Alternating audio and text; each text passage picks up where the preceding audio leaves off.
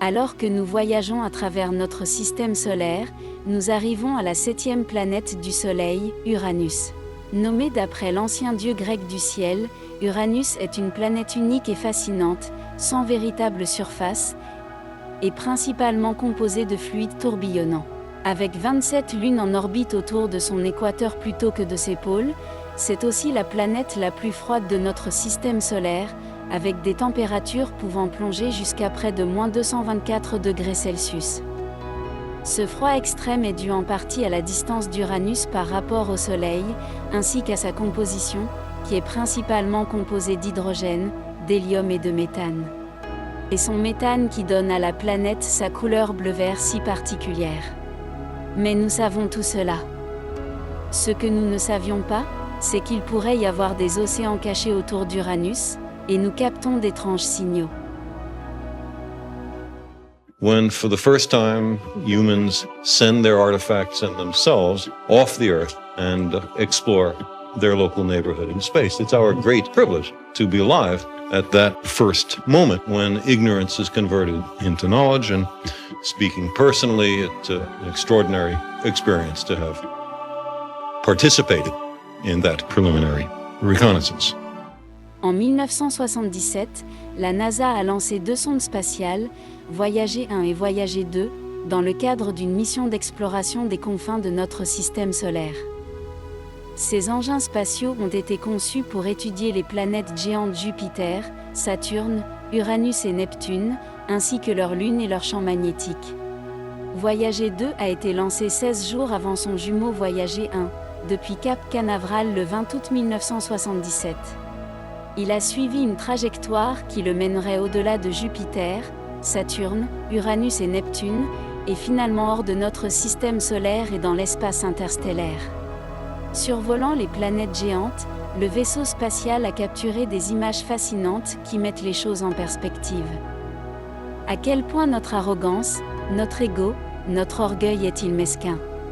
En janvier 1986, Voyager 2 est devenu le premier vaisseau spatial à visiter Uranus. Ces observations de l'atmosphère et du champ magnétique de la planète ont conduit à de nombreuses nouvelles découvertes. Et l'un d'eux est un signal étrange qui fait allusion à quelque chose d'extraordinaire et déroute les scientifiques d'aujourd'hui. Il pourrait y avoir des océans cachés autour d'Uranus. De nouvelles preuves suggèrent qu'une ou deux des 27 lunes connues de la géante gazeuse pourraient abriter des océans liquides sous leurs extérieurs croustillants de roches et de glace. Les coupables possibles pour avoir ensemencé l'espace autour d'Uranus avec du plasma sont Miranda et Ariel, dont l'un ou les deux pourraient éclater avec des panaches océaniques. Les données, qui proviennent de la mission Voyager 2, qui a survolé la planète en route vers l'espace il y a près de 40 ans, ce qui en fait le seul vaisseau spatial à l'avoir jamais fait, constitue un excellent argument pour envoyer une autre sonde à Uranus. Lorsque Voyager 2 a effectué son survol d'Uranus en 1986, son instrument Low Energy Charged Particle a capté quelque chose de particulier, des particules chargées qui semblaient être piégées dans des régions spécifiques de la magnétosphère uranienne. Ils auraient dû s'étendre, mais ils sont restés confinés à l'équateur, près des orbites de Miranda et d'Ariel. À l'époque, les scientifiques pensaient que le profil particulier était révélateur d'une injection d'électrons énergétiques. Mais en y regardant de plus près, Cohen et ses collègues ont découvert que les électrons ne présentent pas les caractéristiques attendues d'une injection de sous-orage. Cela a ouvert une énorme boîte de Pandore, car maintenant les scientifiques étaient de retour à la case départ, essayant de comprendre d'où venaient les électrons. Afin de maintenir l'angle de tangage observé par Voyager 2, une source constante d'électrons serait nécessaire, suffisamment importante pour surmonter la diffusion et la perte qui se produiraient en raison des ondes de plasma dans la magnétosphère planétaire. Sans une source de cette nature, au bon endroit et au bon angle, l'équipe a déterminé par modélisation que la distribution de l'angle de tangage des électrons deviendrait uniforme en quelques heures seulement. En approfondissant les données de Voyager 2, l'équipe a recherché une telle source.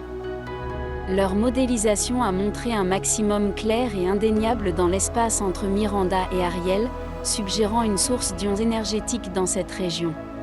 Quant à savoir ce qui pourrait générer ces ions, eh bien, Au cours des 37 années qui se sont écoulées depuis que Voyager 2 a visité Uranus, les scientifiques ont fait des progrès à cet égard. Voyager 2 a fait une détection similaire dans l'espace autour de Saturne, découverte plusieurs années plus tard dans les données de Cassini, générées par des geysers glacés, sur ce que nous savons maintenant être une lune océanique, Encelade. Il n'est pas rare que les mesures de particules énergétiques soient un précurseur de la découverte d'un monde océanique, déclare Cohen. Quant à savoir laquelle des lunes c'est, Miranda, ou Ariel, la plus brillante, c'est une sorte de 50 à 50 à ce stade. Cela pourrait être l'un ou l'autre. Ou les deux. Les deux lunes montrent des signes de resurfaçage géologique relativement récents, ce qui pourrait être cohérent avec une éruption de matière liquide de l'intérieur. Mais, jusqu'à présent, nous n'avons qu'un seul ensemble de données. Les scientifiques planétaires réclament de plus en plus une mission dédiée à Uranus, peut-être avec Neptune inclus. La planète a tellement de bizarreries étranges qu'en apprendre davantage à son sujet ne pourrait être qu'une expérience véritablement excitante et enrichissante. La possibilité de lune détrempée n'est que la cerise sur le gâteau puant. On ignore actuellement si les lunes de Saturne, Jupiter et Uranus abritent la vie, mais elles sont considérées comme l'un des endroits les plus prometteurs du système solaire pour la recherche de la vie au-delà de la Terre. La lune de Jupiter, Europe, par exemple, aurait un océan souterrain d'eau liquide sous sa surface glacée, et cet océan pourrait potentiellement abriter la vie. Encelade, la lune de Saturne, possède également un océan souterrain et des geysers actifs qui libèrent de l'eau et des molécules organiques, ce qui en fait un autre candidat prometteur pour la recherche de la vie. La lune d'Uranus Miranda, d'autre part, a un terrain varié et une histoire d'activité tectonique qui pourrait également suggérer un océan souterrain. Cependant, il est important de noter que la recherche de la vie au-delà de la Terre en est encore à ses débuts, et d'autres explorations et recherches seront nécessaires pour déterminer si ces lunes sont capables de soutenir la vie telle que nous la connaissons. Et pour cette raison, et bien d'autres, une mission planifiée vers Uranus et Neptune est le besoin de l'heure, mais qu'est-ce que j'en sais ? Pour connaître plus de secrets sur l'univers, abonnez-vous à Stark Stream français.